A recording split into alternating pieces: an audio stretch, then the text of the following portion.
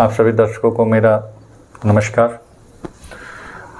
आज हम लोग चर्चा करेंगे गीता के 11वें अध्याय पे। गीता के 11वें अध्याय के महात्म को जब पढ़ते हैं हम लोग, तो उसमें भगवान शंकर ने माता पार्वती को बताया है कि सुनंदन नाम के एक ब्राह्मण थे जो ममता और अहंकार से रहित थे, वेद शास्त्रों में पारंगत थे, भगवान के शरणागत थे। इनमें ये सारे गुण थे। एक बार वो तीर्थ यात्रा के लिए अपने बंधु दोस्त मित्रों के साथ निकले। तीर्थ यात्रा के क्रम में रात्रि विश्राम के लिए गांव में गए। उस गांव में किसी ने उनको ठहरने के लिए अपने घर में जगह नहीं दिया। फिर उस गांव के जो ग्रामपाल थे, उन्होंने एक धर्मशाला दिखा दी। उसी धर्मशाला में वो अपने हित मित्र के साथ वो ब्राह्मण निवास करने रात्रि विश्राम किए। सुबह वो ब्राह्मण तो बाहर थे, लेकिन बाकी जो उनके साथी थे वो सब नहीं थे। सुबह ग्रामपाल ने देखा कि यह ब्राह्मण जीवित है। उसे आश्चर्य का ठिकाना नहीं रहा और उस ग्रामपाल ने कहा कि आप पुण्यात्मा हो, आपके जैसा कोई हमने देखा नहीं, कृपा करके आप इस ग्राम में निवास करो। वो ब्राह्मण देवता उस ग्राम में रहने लगे। कुछ दिनों के पश्चात वह ग्रामपाल रोता हुआ बिलखता हुआ उस ब्राह्मण के पास आया। बोला, रक्षा करिए, उस राक्षस ने मेरे पुत्र को खा लिया। सारा वृत्तांत सुना तो पता चला कि उस ग्रामपाल के लड़के का दोस्त आया हुआ था उससे मिलने। ग्रामपाल ने और सब राहगीरों के साथ उसको भी उसी धर्मशाला में भेज दिया और वह बालक ग्रामपाल का बेटा बचाने गया, बट वह बच नहीं सका। वो भी राक्षस का शिकार हो, राक्षस का ग्रास बन गया। सारी बात सुनने के बाद ब्राह्मण देवता ने पूछा कि वो कैसे राक्षस हुआ। तो बताया कि कभी वह राक्षस जो है पूर्व जन्म में किसान हुआ करता था, अपने खेत की रखवाली कर रहा था। खेत की रखवाली करने के क्रम में उससे एक चूक हो गई थी। कुछ दूरी पे ही एक गिद्ध एक राहगीर को मार के खा रहा था, लेकिन वह अपने खेत के कार्य में इतना मशगूल था कि उसे ध्यान ही नहीं आया। उधर से एक तपस्वी गुजर रहे थे। उन्होंने देखा कि यह किसान यहीं पे है और यहीं पे गिद्ध एक राहगीर को मार के खा रहा है। उस तपस्वी ने उसे श्राप दिया कि तू राक्षस है, हो जा। तो इसी के कारण वो राक्षस हुआ। लेकिन वह अन्य बिन्ने किया कि महाराज मेरी गलती नहीं है, अनजान में गलती हुई है। तो उस तपस्वी ने कहा कि ठीक है, 11वें अध्याय के पाठ करने वाला व्यक्ति जब आपसे मिलेगा और अभिमंत्रित करके जल आपके ऊपर छींटा देगा तो आप जो है इस बंधन से मुक्त हो जाओगे, राक्षस योनि से छुटकारा पा जाओगे। इधर जो ग्रामपाल इस गांव में जो ब्राह्मण थे, सारी बात सुनने के बाद वो गए और 11वें अध्याय का पाठ किया, उससे जल अभिमंत्रित किया। वो राक्षस परम गति को चतुर्भुज रूप धारण किया और साथ ही जिन लोगों को ग्रास किया था, अपना भोजन निवाला बनाया था इतने दिनों में, सबको चतुर्भुज रूप धारण करके वहाँ पे भगवान के धाम को जाते हुए देखा। ग्रामपाल ने अपने बेटे से कहा कि चलो घर चलो, बट वह बेटा बोला कि पिताजी ऐसा नहीं है, कई जन्म में आप मेरे पुत्र हो चुके हैं, माया है, मैं अभी देवलोक को भगवान विष्णु के धाम को जा रहा हूँ, इसलिए मुझे क्षमा करें। ऐसा कह के वो भी चला गया। ये रहा उसका महात्म। शिक्षा वाली बात तो ये है कि उस ब्राह्मण की जो जितेंद्रिय थे, अहंकार और ममता से रहित थे, वे शास्त्र में पारंगत थे और भगवत शरणागत थे, भगवान के शरणगत थे। ये 4 गुण ऐसे थे जिसके चलते वो इतने बड़े महान हुए। जब गीता के पाठ को पढ़ते हैं, 11वें अध्याय को, जब भगवान के वचनामृत हैं, उसमें भगवान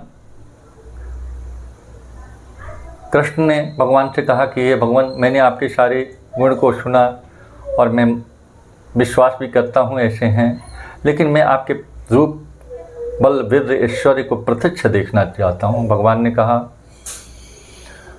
अर्जुन, गुडाकेश, तुम इस मेरे रूप को ऐसे अपने नेत्रों द्वारा नहीं देख सकते हो, इसके लिए मैं तुम्हें दिव्य दृष्टि देता हूँ। भगवान ने उसको दिव्य दृष्टि दी। अर्जुन ने उस दिव्य दृष्टि के द्वारा भगवान के विशालकाय रूप का दर्शन किया, जिसमें अदिति के सारे पुत्र, सारे देवता, 11 रुद्र, सारे को भगवान के अंतर्गत देखा। दोनों मरुदगणों को भी देखा। चर अचर सारी सृष्टि के जितने भी देवता हैं सबको देखा। देखने के बाद भगवान ने कहा, यह अर्जुन घबरा गए। अर्जुन ने बोला कि आप अपने चतुर्भुज रूप का मुझे दर्शन कराइए। पुनः भगवान चतुर्भुज रूप का दर्शन कराए। भगवान ने कहा कि इस विशाल रूप को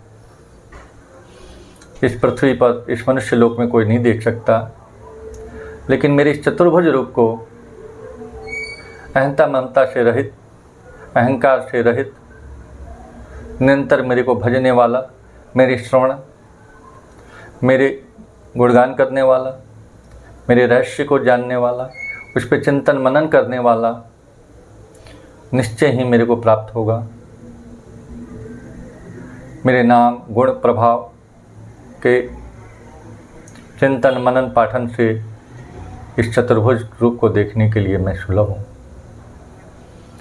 अहंता ममता का त्याग करना होगा। और ब्राह्मण ने 11वें अध्याय का इससे सीख क्या मिलती है कि वो जो सुनंदन नामक ब्राह्मण थे, 11वें अध्याय के पाठ करते थे, साथ साथ उन्होंने अपने जीवन में ये सारे गुणों को रखा हुआ था, जिसके चलते उन्होंने राक्षस योनि से उस किसान को मुक्त किया और उसके साथ साथ बहुत लोगों का उद्धार किया। दोस्तों, क्या गुण था उस ब्राह्मण के अंदर, समझने की बात हो जाती है। क्या था? वो अहंकार से शून्य थे, अहंकार नहीं था उनके अंदर। वेद शास्त्र में पारंगत थे। इसका मतलब वेद शास्त्र ने जो मर्यादाएं रखी हैं उसके अंतर्गत रहते थे। भगवान के शरणागत थे। शरणागत का मतलब था कि जो मिला उसमें प्रसन्न रहते थे, कभी किसी चीज़ की आशा नहीं रखते थे। ये सारे गुण जिस व्यक्ति के अंदर होते हैं वो व्यक्ति कितना महान हो जाता है। और इन गुणों को समझने में आदमी को कई जन्म लग जाते हैं। और ये गुण न होने से व्यक्ति राक्षस प्रवृत्ति का हो जाता है। गीता के में एक अध्याय में गुणों की भी चर्चा हुई है, राजसी, तामसिक, सात्विक। इन गुणों पे बात करेंगे आगे। लेकिन सोचने वाली विचारणीय तथ्य यह है कि ये गुण जो है, इन 3-4 गुणों को अपने जीवन में लाने लिए, ढालने में लिए मनुष्य को कई जन्म लग जाते हैं। सुनने में तो ये शब्द मात्र हैं, लेकिन मेरे समझ से तो शब्द ही ब्रह्म है। अगर इंसान के अंदर ये सारे गुण अगर आ जाएं जो ब्राह्मण ने अपनाया, तो उसके अंदर इतना सामर्थ्य आ गया। अगर हम आप भी ऐसे सारे गुणों को विकसित करें तो थोड़ी कल्पना करिए कि हम कहाँ से कहाँ पहुँच जाएंगे। इंसान होते हुए भी हम महान हो जाएंगे, हम महात्मा हो जाएंगे, हम उस भगवान के प्यारे हो जाएंगे और हमारे अंदर उनकी कृपा हर समय बरसती रहेगी। हमारे जीवन से निराशा हट जाएगी, हमारे अंदर हमारा आत्मबल मजबूत हो जाएगा। तो भाई, गीता हमें जीने की राह देती है, हर कदम, हर मुसीबत से निकलने की समस्याओं का समाधान देती है।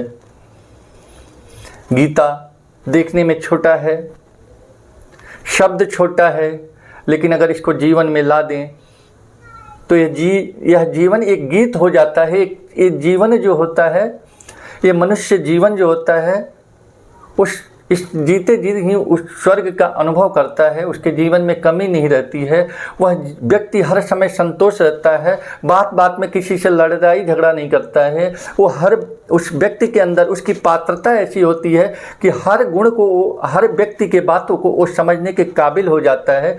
वह हर बात बोलने के पहले वो विचार करता है, वह व्यक्ति सबका प्यारा हो जाता है। तो गीता के 11वें अध्याय से जो हमें सीख मिली है वो है कि हमें अहंकार शून्य होना है, वेद शास्त्र के जो विधान है उसके अनुसार रहना है, भगवान के शरणागत रहना है, जितना हो सके उनके गुणों का गान करना है, उनके नाम का संकीर्तन करना है। और जब परेशान हो तो इस बात का याद रखना है कि हमारे जो इष्ट हैं, कृष्ण हैं, जो गीता का उपदेश दिए वो कितने प्रभावशाली हैं। उनके जीवन के काल के जो घटनाएं हैं उसको याद करके हमें ये समझना है कि वो कितने प्रभावशाली हैं। हम ऐसे पिता के पुत्र हैं तो फिर हमें किस बात की चिंता है। इन सब बातों को ध्यान में रखते हुए गीता का स्वाध्याय करें, समझें, और उसमें उसको पढ़ने की चीज़ नहीं है, ये जीने के लिए राह दिखाती है गीता। इसलिए इन सब बातों को, उससे जो अच्छे अच्छे शब्द हैं उसको शब्द न समझ के उसको अपने जीवन में उतारने का प्रयास किया जाए। इन्हीं सब बातों के साथ मैं आपसे विदा लेता हूँ। पुनः मिलूँगा अगले विषय वस्तु को लेके, तब तक के लिए विदा मांगता हूँ। नमस्कार।